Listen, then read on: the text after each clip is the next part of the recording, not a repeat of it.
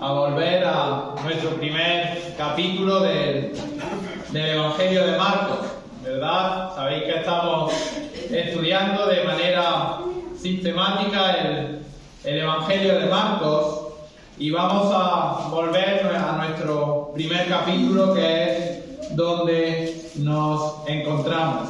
Y veíamos que para entender el Evangelio de Marcos y este primer capítulo en particular, es fundamental que entendiésemos el primer versículo del capítulo 1.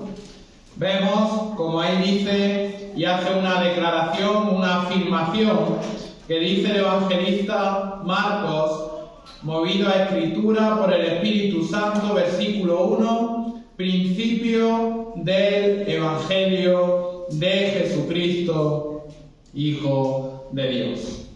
Jesucristo, Hijo de Dios. Y esta afirmación, que el Señor Jesucristo era el Hijo de Dios, es lo que va a estar probando Marcos a lo largo de todo el Evangelio. Si tuviéramos que identificar la tesis del libro, sabéis que cuando leemos es muy importante identificar de qué va el libro, cuál es su tesis.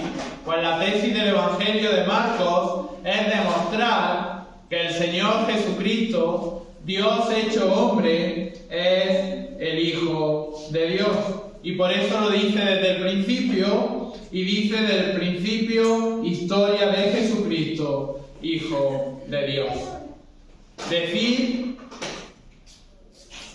que cualquier hombre, fijaros lo que implica esta afirmación, es el Hijo de Dios, es una declaración grandiosa.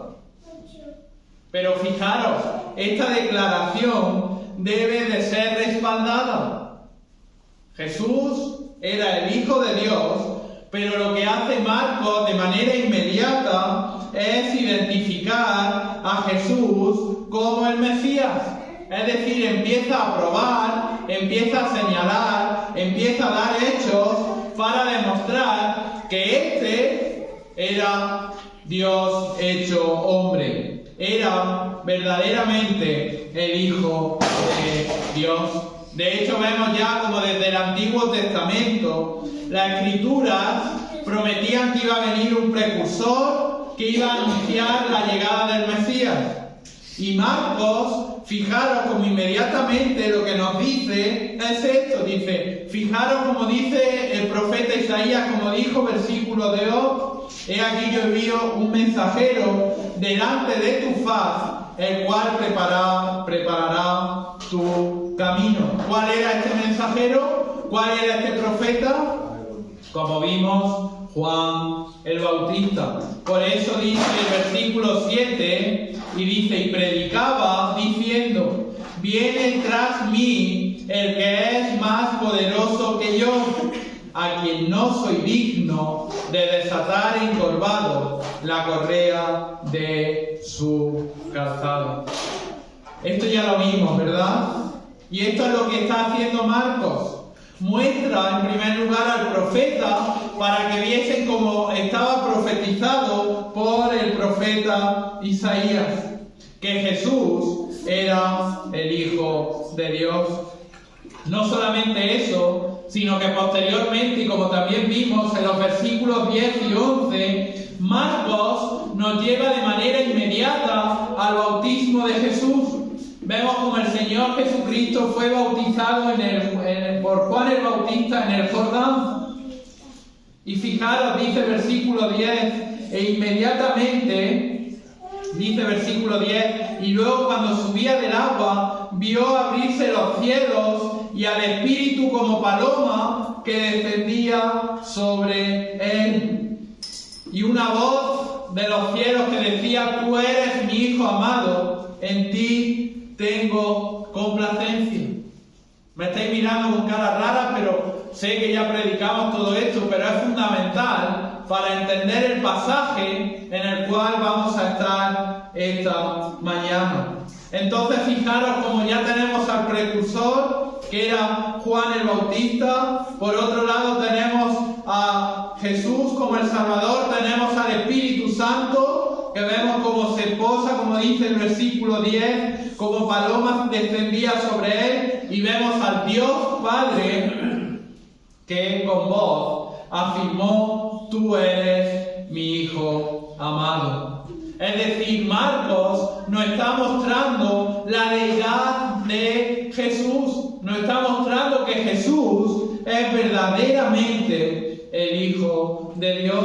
Y por eso ahora podemos entender los versículos del 14, 15, 16 y 17, cuando dice en el versículo 17 a esos pescadores, a esos grandes empresarios de la pesca, como estudiamos también: venid en pos de mí y haré que seáis pescadores de hombres. Ahora podemos entender también como un poco más adelante, cuando se encuentra con esa persona que tenía un espíritu inmundo, como estuvimos viendo en el versículo 24, vemos como dice el versículo 24, este demonio, este espíritu inmundo: ¿qué tienes con nosotros, Jesús Nazareno? ¿Has venido para destruirnos? Y fijaros, hasta Satanás y esos espíritus inmundos, como vimos, dice: sé quién eres, el Santo de Dios. Tenemos el profeta Juan, tenemos al Espíritu Santo, tenemos a Dios Padre, tenemos el testimonio de Cristo acerca de sí mismo cuando muestra su autoridad llamando a hombres. Y tenemos el testimonio de esos espíritus inmundos de Satanás acerca de la identidad de Jesucristo. Por eso Marcos comienza y dice: principio del Evangelio de Jesucristo. Vemos la autoridad, ¿verdad?, del Señor Jesucristo cuando dice: os haré pescadores de hombres. El Señor muestra su poder también cuando echa fuera a los demonios.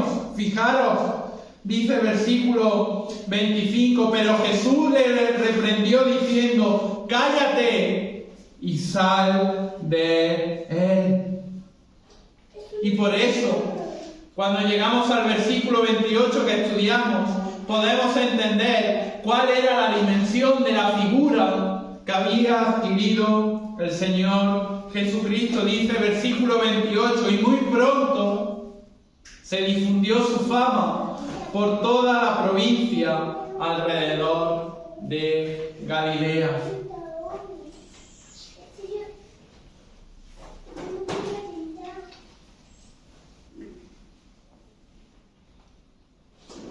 Todos estos ejemplos nos dan muestra de la deidad de Jesús.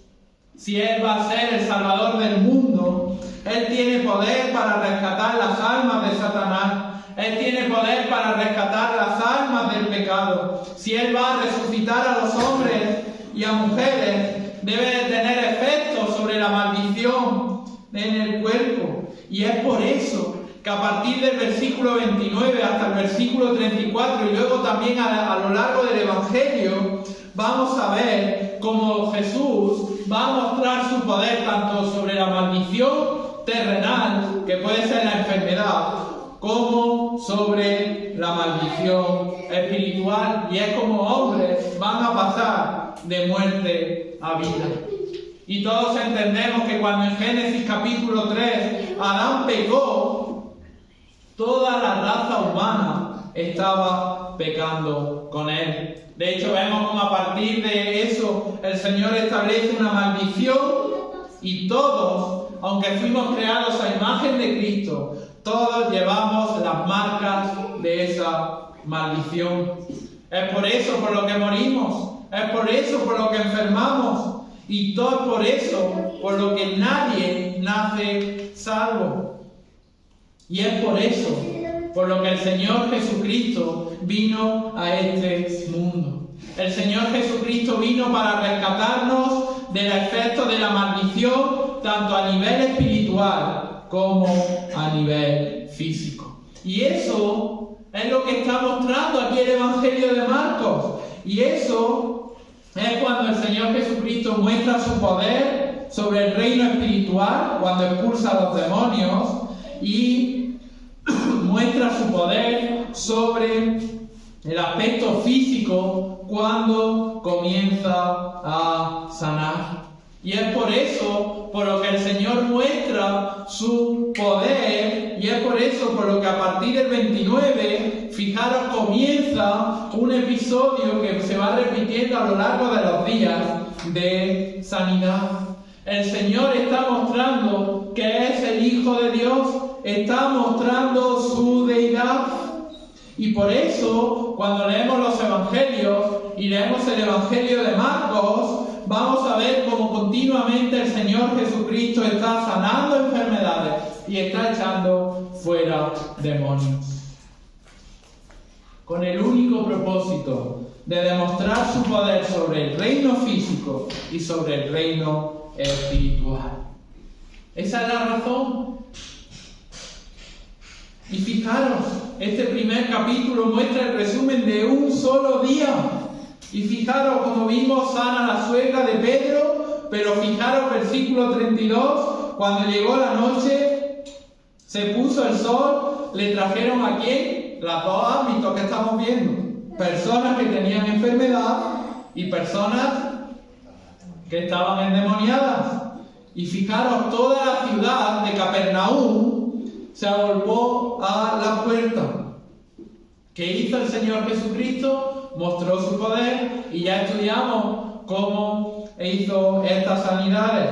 ¿Qué hizo? Sanó a los enfermos y echó fuera demonios, ¿verdad? Versículo 34. Y tras esto llegamos al pasaje en el cual vamos a estar en esta mañana. Y es importante que entendamos todo este contexto. ¿Cuánta popularidad había alcanzado el Señor Jesucristo? Fijaros, toda la ciudad de Capernaum, que dice, se agolpaba a su puerta. Unos para que le sanase enfermedades, otros para que le sacase fuera demonios. ¡Wow! ¡Wow! El Señor estaba mostrando su poder. Era la situación ideal. En un solo día. Fijaros, no habían pasado más días, en un solo día.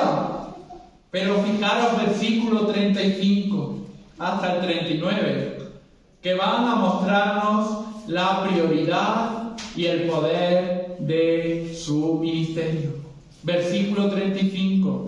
Levantándose muy de mañana, siendo aún muy oscuro, salió y se fue a un lugar desierto. ¿Y qué dice? Y allí oraba.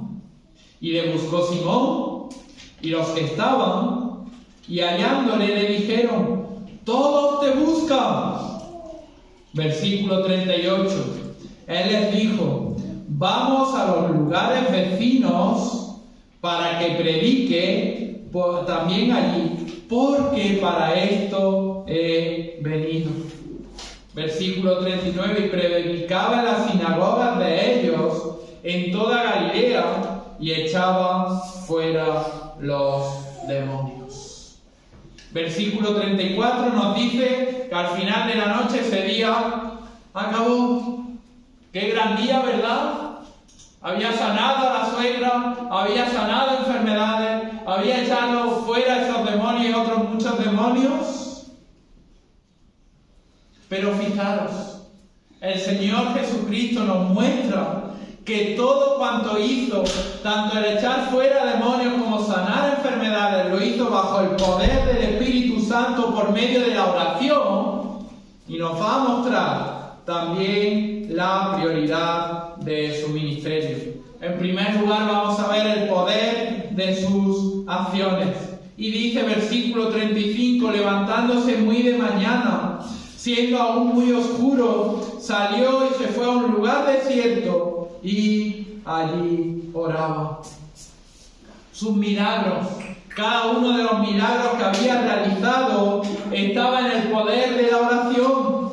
Hermanos, es así de simple, es la oración. Todo lo que estaba haciendo era por medio de la oración. El poder de su acción estaba en la oración. ¿Por qué? Fijaros, porque Jesús estaba sujeto a la voluntad del Padre y al poder del Espíritu Santo. Y iba y estaba delante del Padre para que no se hiciese su voluntad, sino la voluntad del Padre, y de esta manera también invocar e invitar el poder del Espíritu de Dios. Y por eso dice, versículo 35, levantándose muy de mañana, antes incluso de que saliese el sol, el Señor Jesucristo ya estaba despierto.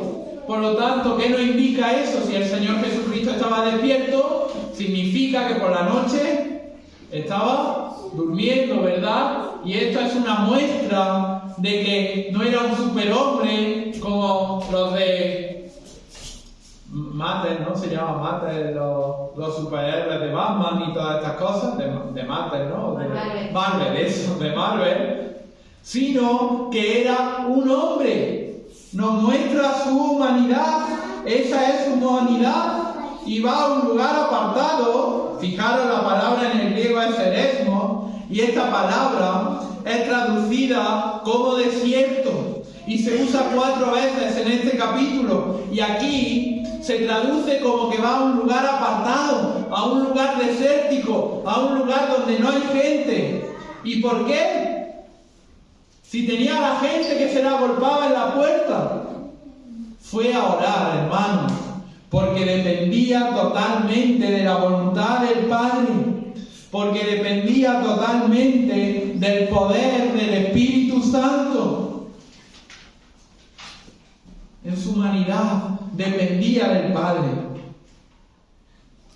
Recordamos, lo hemos visto, ¿verdad? Cómo el Espíritu Santo vino sobre él e hizo de intermediario entre su deidad y su humanidad. Y a lo largo del Evangelio de Marcos, esto es una constante, que el Señor se apartaba y oraba. Fijaros en Marcos capítulo 6, en Marcos capítulo 14, todo el tiempo el Señor Jesucristo estaba orando. Él oró antes de ser bautizado, Él oró antes de llamar a los 12 discípulos, Él oró antes de alimentar a la multitud, Él oró antes del momento de su transfiguración, Él oró incluso antes de enseñar a los discípulos cómo orar, Él oró antes de resucitar a Lázaro, Él oró la última noche antes de ser entregado. ¿Por qué? Porque dependía de la voluntad del Padre. El Señor Jesucristo en su humanidad limitó cada uno de sus atributos y se bajó al poder del Padre, y bajo la voluntad del Padre dependía del Padre y del poder del Espíritu. Fijaros, en la oración en Juan capítulo 17 vamos a ver como un ejemplo de cómo el Señor Jesucristo estaba bajo la voluntad del Padre. Oraba para que todas aquellas cosas que estaban en la voluntad de Dios se cumplieran. Fijaros, el capítulo 17 de Juan, versículo 1, dice: estas cosas habló Jesús, y levantando los ojos al cielo dijo: Padre, la hora ha llegado, glorifica a tu Hijo, para que también tu Hijo te glorifique a ti, como le has dado potestad sobre toda carne, para que dé vida eterna a todos los que diste. Y esta es la vida eterna, que te conozcan a ti, el único Dios verdadero, y a Jesucristo, a quien has enviado. Versículo 6. He manifestado tu nombre a los hombres, que del mundo me diste. Tuyos eran, y me los diste, y han guardado tu palabra. Ahora han conocido cosas que todas las cosas que me has dado proceden de ti. Versículo 10. Y todo lo mío es tuyo, y lo tuyo mío, y he sido glorificado en ellos. Versículo 13. Pero ahora voy a ti y hablo esto en el mundo para que tengan mi gozo cumplido en sí mismos. Y por eso dice versículo 17: santifícalos en tu verdad, tu palabra es verdad. un ejemplo, si leyésemos toda esta oración, de cómo el Señor Jesucristo estaba sujeto a la voluntad del Padre. La comunión con Dios era crucial para él. Y ahora podemos entender aún así Filipenses capítulo 2, cuando dice la palabra que él se despojó a sí mismo. Eso no significa que dejase de ser Dios, sino que dejó el libre ejercicio de ella y se sometió al Padre. Y por eso podemos ver cuando en Mateo dice que todo lo que hago, y lo leo, yo solo hago lo que el Padre me dice que haga, lo que el Padre me muestra a mí, solo hago lo que veo hacer al Padre, solo hago lo que agrada al Padre, y lo hago en el poder del Espíritu. Y si dices que lo hago en el poder de Satanás, como termina, ¿verdad? Y estoy parafraseando, blasfemas contra el Espíritu Santo. Jesús, el Hijo de Dios, todo cuanto hacía era bajo el poder de la oración en completa dependencia al Padre. ¿Cómo es nuestra vida? ¿Es una vida de oración? En nuestra humanidad, que hemos sido hechos hijos de Dios, ¿es una prioridad la oración? ¿O confiamos en nuestras fuerzas? ¿Confiamos en nuestra inteligencia? ¿Confiamos en cada uno de nuestras dotes? ¿O dependemos de la voluntad del Padre en oración? Fijaros, la dependencia de Dios, de Jesús con Dios Padre.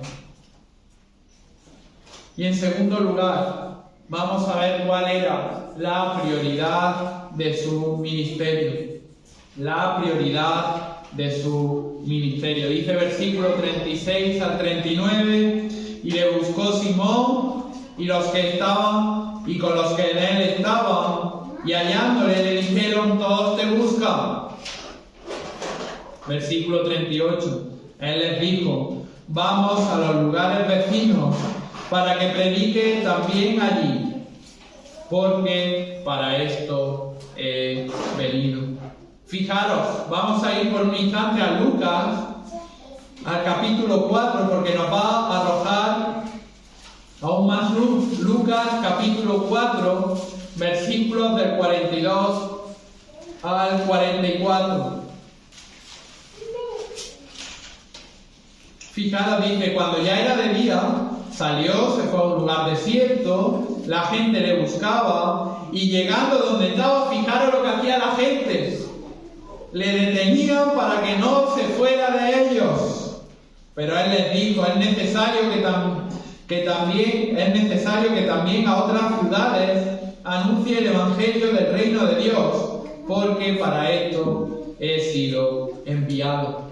Es decir, Lucas nos da luz en este pasaje y nos dice que lo estaban buscando, y ¿qué hacían? Trataban de impedir que Jesús se fuera de la ciudad de Capernaum. Fijaros, por eso dice, le buscó Simón, le buscaba toda la ciudad, lo encontraron, y fijaros, versículo, dice Lucas que trataban de impedir que se fuera. Versículo 37, le dicen los discípulos, todos te buscan. Poneros en el lugar de los discípulos. Le estaban diciendo, tienes que volver. ¿Qué haces aquí en el desierto? ¿Qué haces aquí en este lugar apartado? ¡Vuelve! Oye, voy a parafrasear. Esto es lo que esperábamos, ¿verdad? Esto es lo que esperábamos. Eres popular. Fíjate, la noche de antes toda la ciudad de Capernaum estaba a tu puerta. Es tu momento. Aprovechalo. Si ahora lo pasásemos a este tiempo, eres el mayor influencer de las redes sociales. ¿Qué más tienes? Tienes que capitalizar toda esta popularidad. Vamos, vuelve. Están todos otra vez en la puerta. Pero fijaros, qué respuesta del Señor Jesucristo. Él les dijo: vamos a los lugares vecinos para que predique también allí.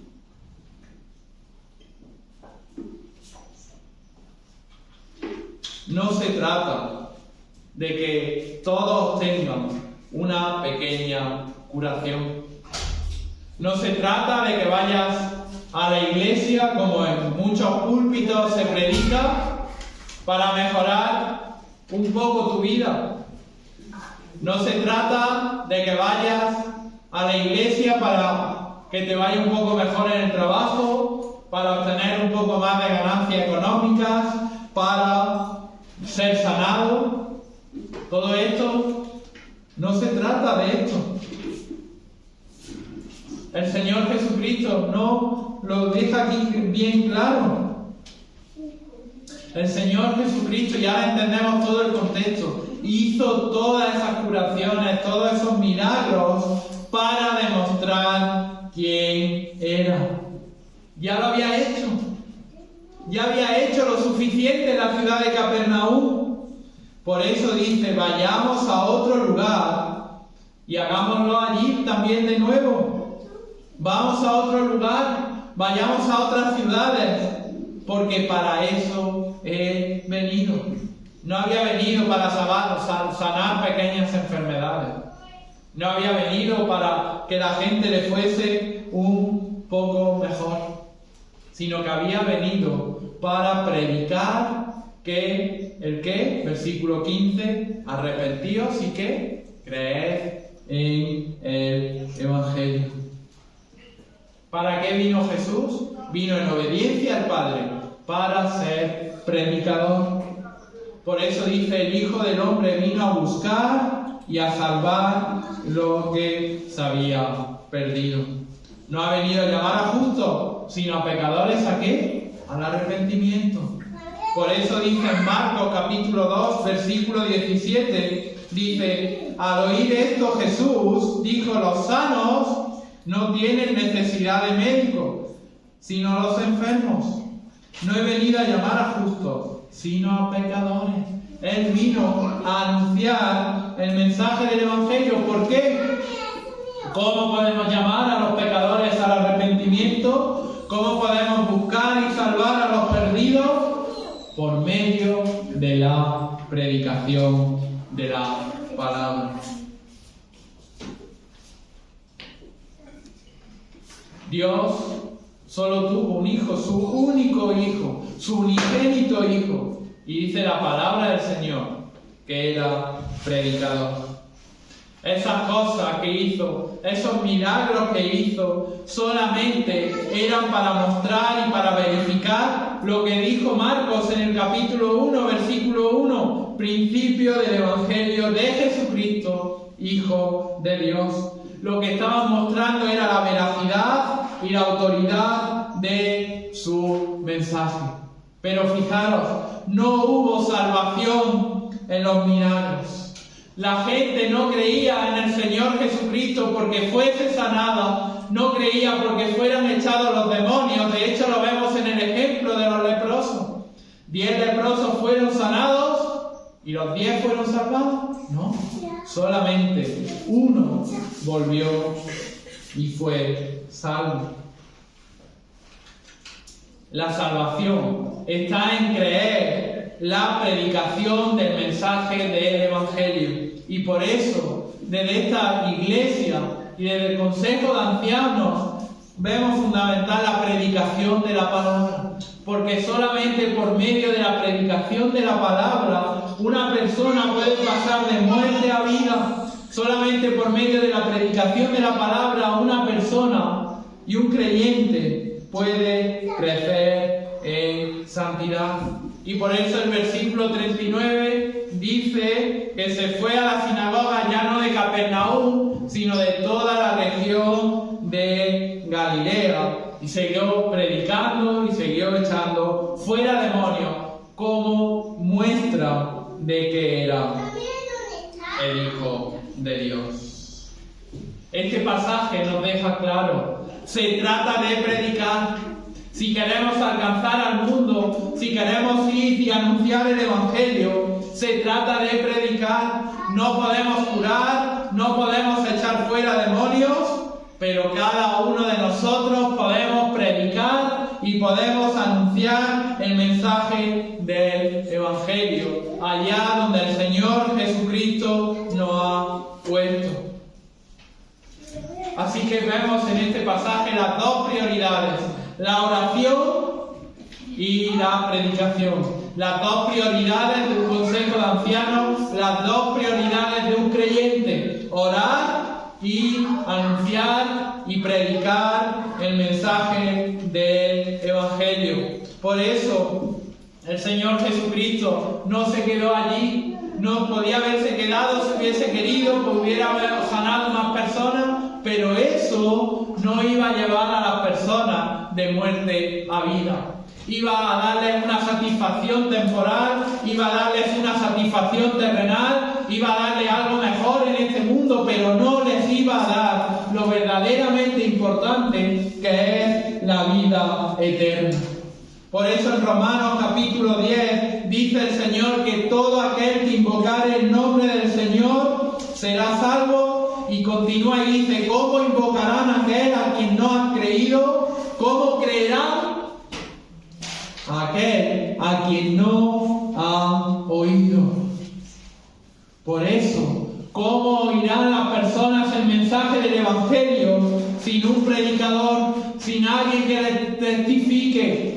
Muchas veces nos centramos en los aspectos sociales. Es bueno que demos alimentos, es bueno que ayudemos a las personas, es bueno, pero muchas veces se nos olvida lo más importante, que es anunciar el mensaje del Evangelio.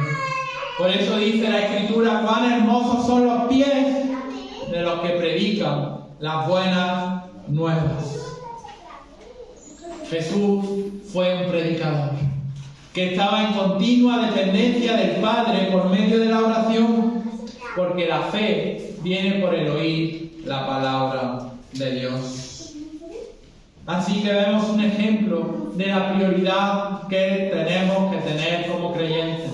Cuanto más como consejo de ancianos, de orar por la congregación y de predicar la palabra del Señor.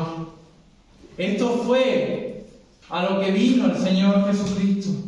Es así que durante semanas, incluso meses, años, Jesús fue de pueblo en pueblo predicando y probando la veracidad de su mensaje.